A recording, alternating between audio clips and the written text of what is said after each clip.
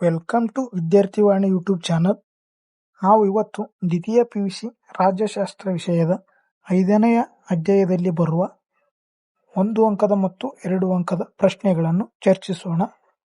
ನಾನು ಹಿಂದಿನ ಕ್ಲಾಸಿನಲ್ಲಿ ರಾಜ್ಯಶಾಸ್ತ್ರ ವಿಷಯದಲ್ಲಿ ಬರುವ ಅಧ್ಯಾಯ 1 ಮತ್ತು 2, 3, 4 ಅಧ್ಯಾಯಗಳ 1 ಮತ್ತು 2 ಅಂಕದ ಪ್ರಶ್ನೆಗಳನ್ನು ಚರ್ಚಿಸಿ ವಿಡಿಯೋವನ್ನು ಅಪ್ಲೋಡ್ ಮಾಡಿದ್ದೇನೆ. ಇನ್ನು ಆ ಕ್ಲಾಸನ್ನು ಯಾರು ಕೇಳಿಲ್ಲ ಹೋಗಿ ನೋಡಿ ಮತ್ತು ತಪ್ಪದೆ ಸಬ್ಸ್ಕ್ರೈಬ್ ಮಾಡಿ.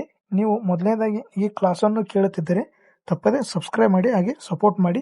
ಬನ್ನಿ ಕ್ಲಾಸ್ ಶುರು ಮಾಡೋಣ. ಅಧ್ಯಾಯ 5, ರಾಷ್ಟ್ರ ನಿರ್ಮಾಣ ಮತ್ತು ಪ್ರಜಾಸತ್ತಾತ್ಮಕ ಎದುರಿಸುತ್ತಿರುವ ಸವಾಲುಗಳು. ಮೊದಲನೆಯ ಪ್ರಶ್ನೆ, ರಾಷ್ಟ್ರ ರಾಜ್ಯ ಎಂದರೇನು? ಉತ್ತರ, ಒಂದು ನಿರ್ದಿಷ್ಟ ಪ್ರದೇಶದಲ್ಲಿ ನೆಲೆಸಿರುವ ಸಮಾನ ವಯಸ್ಕರಿಂದ ಕೂಡಿರುವ ಜನ ಸಮುದಾಯವೇ ರಾಷ್ಟ್ರ ರಾಜ್ಯ ಎನ್ನುವರು. ಎರಡನೆಯ ಪ್ರಶ್ನೆ, ರಾಷ್ಟ್ರೀಯತೆ ಎಂದರೇನು? ಉತ್ತರ, ಪರಕೀಯರ ದಬ್ಬಾಳಿಕೆಗೆ ಒಳಗಾಗದ ಜನರು ಭಿನ್ನಾಭಿಪ್ರಾಯಗಳನ್ನು ಮರೆತು ರಾಷ್ಟ್ರ ನಿರ್ಮಾಣಕ್ಕಾಗಿ ಒಗ್ಗಟ್ಟಿನಿಂದ ಹೋರಾಡುವಂತೆ ಪ್ರೇರೇಪಿಸುವುದೇ ರಾಷ್ಟ್ರೀಯತೆ. ಮೂರನೆಯ ಪ್ರಶ್ನೆ, ರಾಷ್ಟ್ರ ನಿರ್ಮಾಣ ಎಂದರೇನು? ಉತ್ತರ, ಜನರನ್ನು ಸಂಘಟಿಸಿ ಅವರಲ್ಲಿ ಸಾಮರಸ್ಯ ಸಾಧಿಸಿ ಎಲ್ಲರೂ ಒಪ್ಪಿಕೊಳ್ಳುವ ವ್ಯವಸ್ಥೆಯನ್ನು ರಾಷ್ಟ್ರ ನಿರ್ಮಾಣ ಎನ್ನುವರು. ನಾಲ್ಕನೆಯ ಪ್ರಶ್ನೆ, ರಾಷ್ಟ್ರ ರಾಜ್ಯ ಪ್ರಕ್ರಿಯೆಯು ಯಾವ ಒಪ್ಪಂದದಿಂದ ಮೂಡಿಬಂದಿತು? ಉತ್ತರ, ವೆಸ್ಟ್ಫಾಲಿಯಾ ಒಪ್ಪಂದ 1648ರಲ್ಲಿ.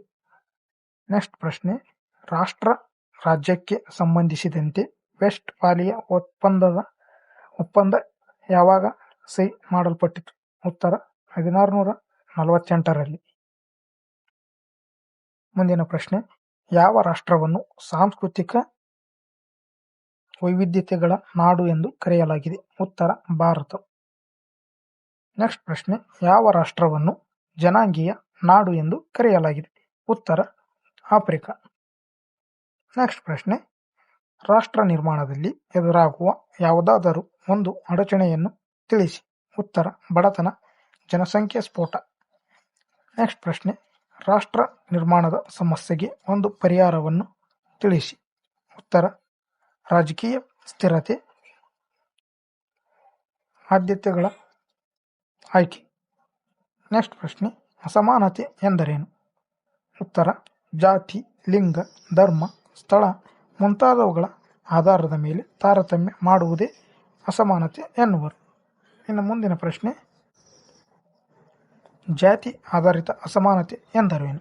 ಉತ್ತರ, ಜಾತಿಯನ್ನು ಆಧರಿಸಿ ಜನರನ್ನು ತಾರತಮ್ಯದಿಂದ ನೋಡುವುದೇ ಜಾತಿ ಆಧಾರಿತ ಅಸಮಾನತೆ ಎನ್ನುವರು. ನೆಕ್ಸ್ಟ್ ಪ್ರಶ್ನೆ, ಜಾತಿ ಆಧಾರಿತ ಅಸಮಾನತೆಗೆ ಒಂದು ಕಾರಣ ಕೊಡಿ. ಉತ್ತರ, ವರ್ಣಾಶ್ರಮ ವ್ಯವಸ್ಥೆ, ಸಾಮಾಜಿಕ ಅಂತರ.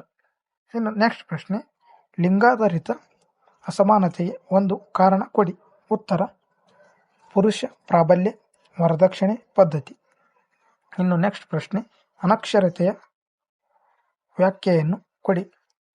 ಅಮರ್ತ್ಯ ಸೇನ್ ಅವರ ಪ್ರಕಾರ ಇವರು ಅನಕ್ಷರತೆಯನ್ನು ಒಂದು ಸ್ವಾತಂತ್ರ್ಯವಾಗಿದೆ ಎಂದು ಹೇಳಿದ್ದಾರೆ.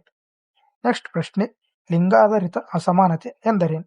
ಉತ್ತರ, ಗಂಡು ಮತ್ತು ಹೆಣ್ಣು ಎಂಬ ತಾರತಮ್ಯದಿಂದ ಸಮಾನ ಅವಕಾಶಗಳನ್ನು ನಿರಾಕರಿಸುವುದು ಲಿಂಗಾಧಾರಿತ ಅಸಮಾನತೆ ಆಗಿದೆ. ನೆಕ್ಸ್ಟ್ ಪ್ರಶ್ನೆ, ಅನಕ್ಷರತೆ ಎಂದರೇನು?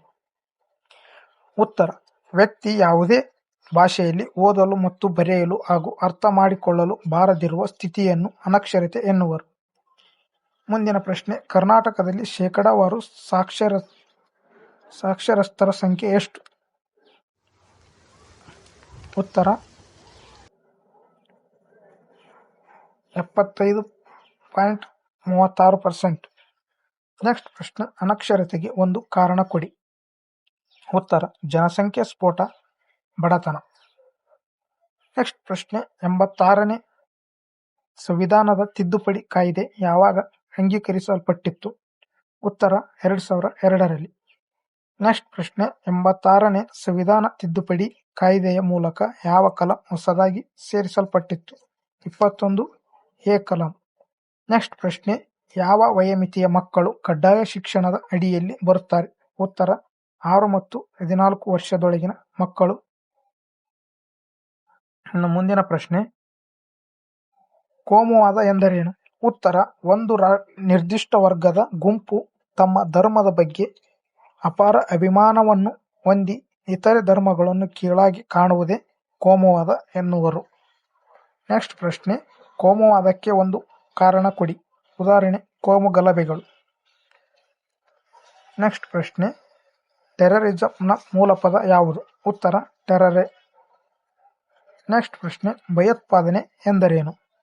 ಒಂದು ಸಂಘಟಿತ ಗುಂಪು ವ್ಯವಸ್ಥಿತವಾದ ಹಿಂಸೆಯನ್ನು ಉಪಯೋಗಿಸಿ ಗುರಿಯನ್ನು ಸಾಧಿಸಿಕೊಳ್ಳಲು ಅನುಸರಿಸುವ ಒಂದೇ ವಿಧಾನವೇ ಭಯೋತ್ಪಾದನೆ ಎನ್ನುವರು. ಇನ್ನು ಮುಂದಿನ ಪ್ರಶ್ನೆ, ಭಯೋತ್ಪಾದನೆಗೆ ಒಂದು ಕಾರಣ ಕೊಡಿ.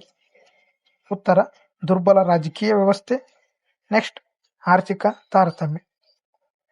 ಇನ್ನು ಮುಂದಿನ ಪ್ರಶ್ನೆ, ಯಾವುದಾದರೂ ಒಂದು ಭಯೋತ್ಪಾದನಾ ಸಂಘಟನೆಯನ್ನು ಹೆಸರಿಸಿ. ಉತ್ತರ, ಹುರಿಯತ್ ಕಾನ್ಸ್ಪರೆನ್ಸ್. ನೆಕ್ಸ್ಟ್, ಭ್ರಷ್ಟಾಚಾರ ಎಂದರೇನು? ಉತ್ತರ, ಪ್ರತ್ಯಕ್ಷವಾಗಿ ಪರೋಕ್ಷವಾಗಿ ಒಬ್ಬನ ಅಧಿಕಾರವನ್ನು ವೈಯಕ್ತಿಕ ಲಾಭಕ್ಕಾಗಿ ಹಣದ ರೂಪದಲ್ಲಿ ವಸ್ತು ರೂಪದಲ್ಲಿ ದುರುಪಯೋಗ ಪಡಿಸಿಕೊಳ್ಳುವುದೇ ಭ್ರಷ್ಟಾಚಾರ ಎನ್ನುವರು. ನೆಕ್ಸ್ಟ್ ಪ್ರಶ್ನೆ, ಭ್ರಷ್ಟಾಚಾರದ ಒಂದು ರೂಪವನ್ನು ತಿಳಿಸಿ.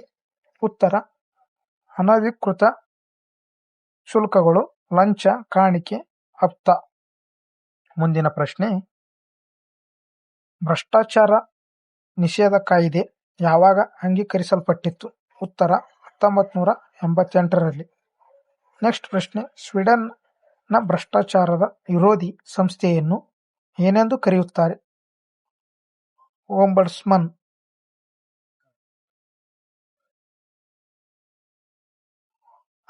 ನೆಕ್ಸ್ಟ್ ಪ್ರಶ್ನೆ, ಲೋಕಪಾಲರನ್ನು ಯಾರು ನೇಮಿಸುತ್ತಾರೆ? ಉತ್ತರ, ರಾಷ್ಟ್ರಪತಿ. ಮುಂದಿನ ಪ್ರಶ್ನೆ, ಲೋಕಪಾಲ ಸಂಸ್ಥೆ ಯಾವಾಗ ಅಸ್ತಿತ್ವಕ್ಕೆ ಬಂದಿತು? ಉತ್ತರ, ಜನವರಿ 1, 2014ರಲ್ಲಿ. ಇವೆಲ್ಲ ಅಧ್ಯಾಯ 5ರಲ್ಲಿ ಬರುವಂತಹ 1 ಅಂಕದ ಮತ್ತು 2 ಅಂಕದ ಪ್ರಶ್ನೆಗಳ ಉತ್ತರಗಳನ್ನು ಒಳಗೊಂಡಿದೆ. ಇದೇ ಥರ ಉಪಯುಕ್ತವಾದ ಮಾಹಿತಿಯನ್ನು ತಿಳಿದುಕೊಳ್ಳಲು ನಮ್ಮ ವಿದ್ಯಾರ್ಥಿವಾಣಿ ಯೂಟ್ಯೂಬ್ ಚಾನಲನ್ನು ತಪ್ಪದೆ ಸಬ್ಸ್ಕ್ರೈಬ್ ಮಾಡಿ. ಈ ಕ್ಲಾಸ್ ನಿಮಗೆ ಯಾವ ರೀತಿ ಅನಿಸಿದೆ ಎಂಬುದನ್ನು ಕೂಡ ಕಮೆಂಟ್ ಮೂಲಕ ತಿಳಿಸಿ. ನಿಮಗೆ ಯಾವ ವಿಷಯದ ಬಗ್ಗೆ ಮಾಹಿತಿ ಬೇಕೆಂಬುದನ್ನು ಕೂಡ ಕಮೆಂಟ್ ಮೂಲಕ ತಿಳಿಸಿ. ಇದೇ ಥರ ಉಪಯುಕ್ತವಾದ ವಿಡಿಯೋಗಳನ್ನು ನಾವು ವಿದ್ಯಾರ್ಥಿವಾಣಿ ಯೂಟ್ಯೂಬ್ ಚಾನಲಲ್ಲಿ ಅಪ್ಲೋಡ್ ಮಾಡುತ್ತಿದ್ದೇವೆ. ಎಲ್ಲರಿಗೂ ಧನ್ಯವಾದಗಳು.